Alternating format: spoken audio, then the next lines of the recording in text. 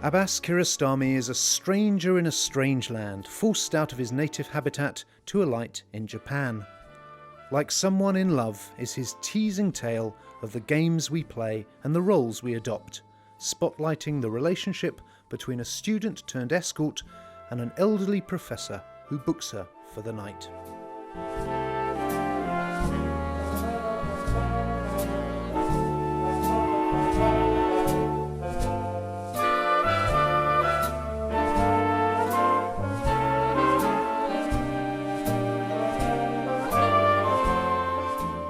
Catherine, this film played in Cannes, I think, last year, and really annoyed people.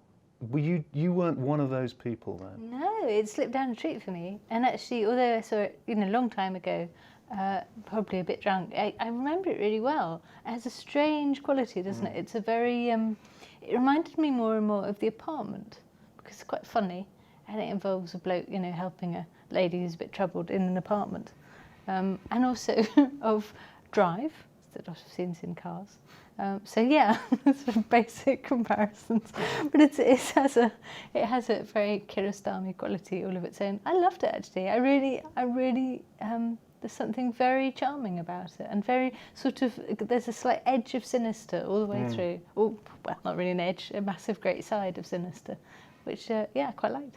The problem was, for people, that the ending seems to have gone AWOL. Yeah, as I say, I'm very perplexed by this movie. I'm perplexed by the movie itself. I'm slightly perplexed by the extravagant and saucer-eyed way in which it has been received, although I absolutely appreciate Catherine's view. It is brilliantly made. It is made with absolutely deliberate poise. It's very well acted. And I put my hand on my heart, and I bow to no one in my admiration for the great man.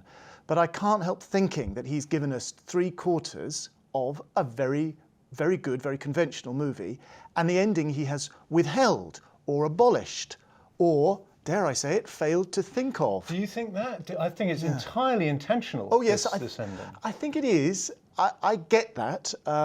It reminds me a little bit of the anti-ending, famously, of A Taste of Cherry, which kind of challenged your narrative expectations, but I think that did it much better. Yeah. This, I think it's just not there. It's just a sort of missing reel effect. You just look, wait, hang on, because it's not building up to anything. Its unfinishedness doesn't appear to resonate in any way. I found myself standing on my head trying to find ways in which it did. Do you think that his exile, basically, from Iran in terms of making movies, has hobbled him, or is he making kind of lemonade out of lemons? Because these films are, this and Certified Copy, the one that preceded it, which was set in Tuscany, they're very much about feeling a bit out of place, taking on a costume, seeing if that fits.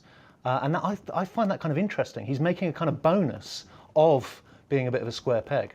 I mean, Certified Copy, if you compare it to something like Before Midnight, which it sort of heavily resembles, really, it doesn't look so great. And I found that ultimately unsatisfying. And I found the sort of conventional ending of Certified Copy, or conventional in inverted commas, much more unsatisfying than the ending of this. This didn't bother me at all, in the same way that The Serious Man didn't bother me at all. And I took the meaning of both those to be fairly similar, which is ultimately, they're a bit screwed, and that's not going to go well. And you can imagine, you don't need to see. You can the third act is going to be the same.